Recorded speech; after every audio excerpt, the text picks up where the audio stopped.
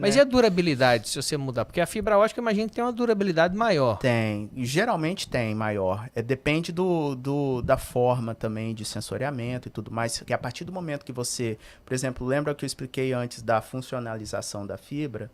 Aquilo, se a gente usar sensores utilizando essa técnica, que geralmente são os mais sensíveis, a durabilidade deles não é muito alta, porque você está também colocando várias coberturas na fibra. Aquilo, depois que a ligação é formada, né, depois que eles se Você ligam, perde. você se perde, você tem que trocar a ponta.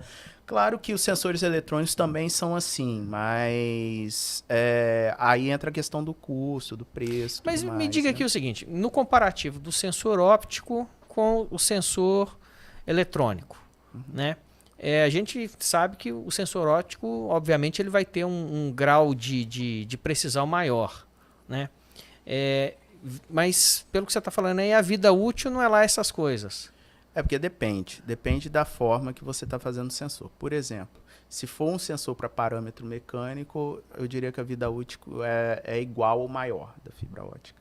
Agora, com o sensor, por exemplo, biosensores, a vida útil deles é basicamente a mesma do Mas eletrônico. você consegue, com um sensor eletrônico, você medir as mesmas coisas que você consegue com um sensor óptico?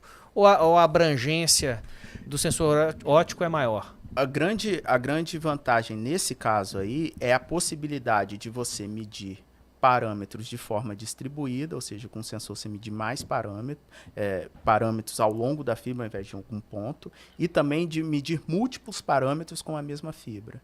Então, você acaba ganhando aí na questão do volume, né? Volume de dados. Então, tem essa questão.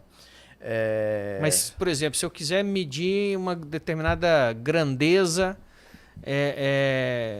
você falou aqui do cortisol. Se quiser medir a concentração de cortisol na água, eu sei que com a fibra ótica, você explicou, a gente consegue medir. Mas eu consigo medir isso também com um sensor eletrônico? Sim, tem os sensores eletroquímicos que eles funcionam de forma similar. Aí já não é exatamente o que eu trabalho para dar grandes detalhes, mas a formulação é bem similar, só que ao invés de analisar parâmetros da luz, você vai analisar parâmetros Elétricos. elétricos, exato. Porque aí o grande detalhe do sensor, para esse tipo de sensor, como você falou do cortisol, não está exatamente no que vai fazer a transdução está na funcionalização que você está fazendo. Na interpretação do sinal. E você deixar ele sensível ao parâmetro que você quer. E aí, para fazer isso, você consegue fazer em chips também. A questão por exemplo, esses sensores, a instrumentação desse tipo de sensor em fibra ótica não é tão cara, e você também tem essa questão de você conseguir fazer vários sensores com um elemento só, né?